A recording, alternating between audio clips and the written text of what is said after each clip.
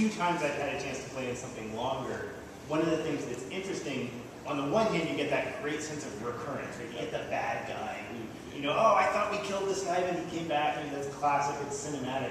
But on the other hand, it's so easy, it would seem, to completely screw it up and have like, wait a minute, we killed this NPC and he was just a farmer, and we like actually burned his body and sprinkled his ashes, and now he's just selling us corn. If I was really good and really organized like Chris, I would have a kick-ass wiki.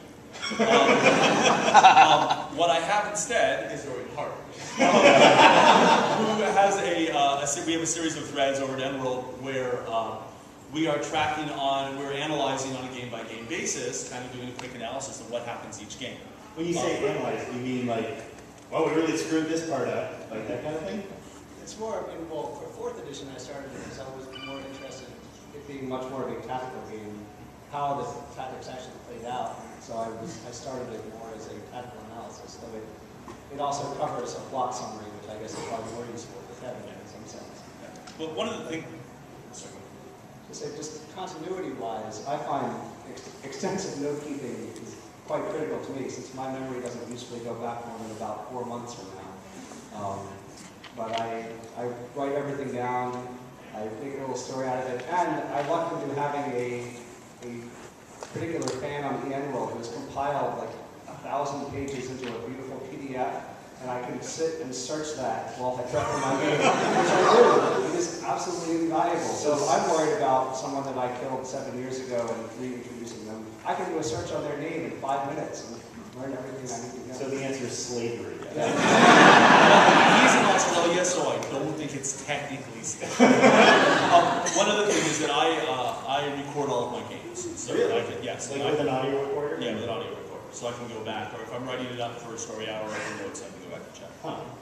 Chris, are you a rabid documenter of your games? I mean, you know, like, well, 4 sessions ago, this guy rolled a 17. Yes.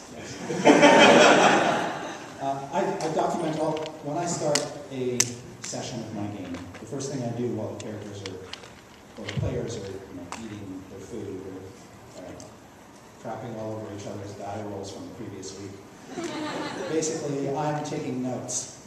I'm writing down sort of a point-by-point summary of what I remember to be sort of the key points from the previous session, and then I keep that. And I basically write down anything that happens in the course of the session.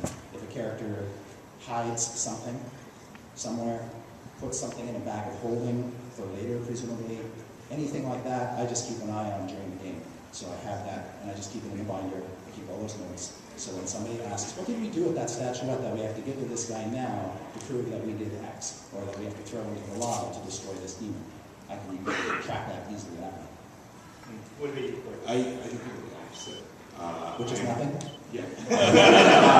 So anybody who knows me knows that I have terrible memory. But I have really, really creative players, and somehow I think partially through what Kevin was talking about, where the players really help me create the world, and they give a real sense of investment on their part. And I find that my players will explain away continuity problems that I introduce. And some of my most memorable plot twists come out of things that I had totally forgotten I had done, and my players go, well, this doesn't line up with that. Something must have changed. Oh, I bet that bad sorcerer came in and did all these things. And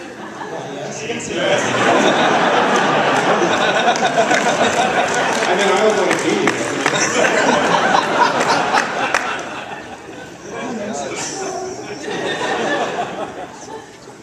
I mean, how often does the campaign get driven by the players? I mean, Kevin, you were talking about the value of persistence. I know as a player who probably plays 75% electronic media games and 25% face-to-face games, that's the thing that bothers me most about the virtual worlds generally is I don't really have that much impact on Azeroth. You know, that expansion's coming out whether I showed up for my Monday night group or not. Do you really work on that? I mean, you let players build castles and become president and whatever, and you run for king? Oh, yeah. Well, not so much with the running. But one of the things I found, and this was actually sort of a recent realization, is with my current 4th edition campaigns, I realized I had all this good stuff that I was saving. And I realized, I'm like, why the hell am I saving it? And so instead of sort of dropping it in gradually over Paragon here, I'm like, yeah, we're just going to do a big dump of lots of cool stuff near the end of Heroic. And as a result, I've got players who before 1 or 2 were not incredibly invested in their characters, they're completely bought in. They're bought in, they're pushing towards certain goals, they're pushing towards certain villains, and they're really involved with what's going on. Boy, I wish I'd done that before.